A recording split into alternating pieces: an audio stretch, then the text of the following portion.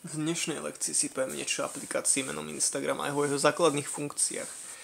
Instagram je vlastne aplikácia a taktiež sociálna sieť na zdieľanie krátkych videí a fotografie z nášho života. Väčšinou sa ľudia dávajú momentky alebo fotky z dovoleniek. Je tu možnosť aplikovať na ne filtre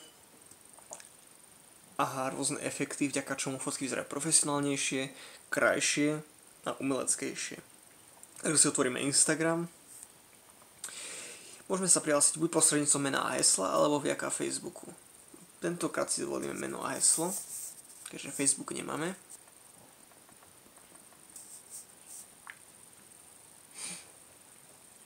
Potom ako sa prihlásime na domovskú stránku, vidíme aktuálne príspevky od ľudí, čo sledujeme za určitý čas. Čas sa zobrazuje väčšinou v pravom hornom rohu. Tu môžeme vidieť napríklad hodín, že to pred 12 hodinami bol pridaný Will Smith. Ďalšia možnosť je vyhľadávanie, že stlačíme lupu a vidíme tu kategóriu fotografie. V kategórii fotografie sa nám ukazujú fotografie, ktoré boli pridané presne v ten čas, a kedy sme stlačili lupu. Takže vyberieme si napríklad peknú fotografiu, ktorá sa nám páči. Mne sa napríklad páči toto auto. Zobrazí sa nám fotografia. Ak sa nám páči fotografia, tak stlačíme srdiečko, čím dáme like na fotografiu, že sa nám páči. Vrátime sa späť a môžeme teraz vyhľadávať ľudí. Väčšinou hľadanie ľudí sa nadáva podľa okolia a nášho štátu, v ktorom žijeme. Napríklad máme tu Mariana Čekovského, alebo Dedika, Tinu, Rytmusa, Refreshera, iných slovenských interpretov a celebrity.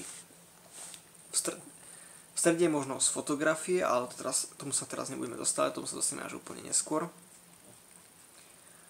A stlačíme srdiečko. Srdiečko ukazuje vlastne aktivity, ktoré sme vyvinuli my.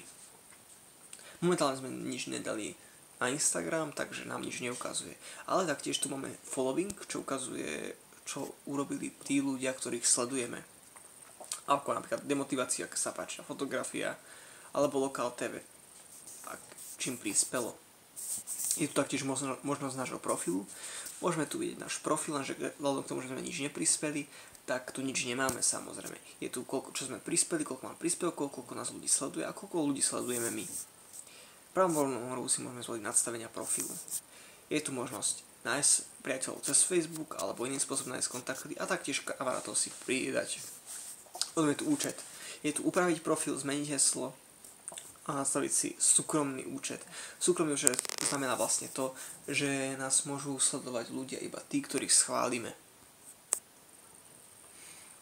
Potom sú tu nastavenia, môžeme si prepojiť svoj účet napríklad s Facebookom, s Twitterom alebo inými sociálnymi sieťami. Teraz vám ukážem, ako napríklad môžete niekoho sledovať a vidieť tak jeho aktivity, čo pridáva. Dáme si ľudí, čo už vlastne sme, a nájdeme si napríklad niekoho, kto sa nám páči.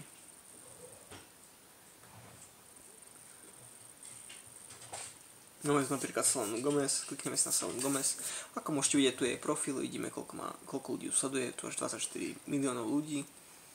Má 839 príspevkov a ona sama sleduje 92 ľudí. Keďže sa nám páči, tak ak chceme vidieť ďalšie príspevky, tak stlačíme follow. To znamená, a toto sú všetky základné funkcie Instagramu. Ja vám teda ďakujem za pozornosť a prajem vám pekný zvyšok lekcie.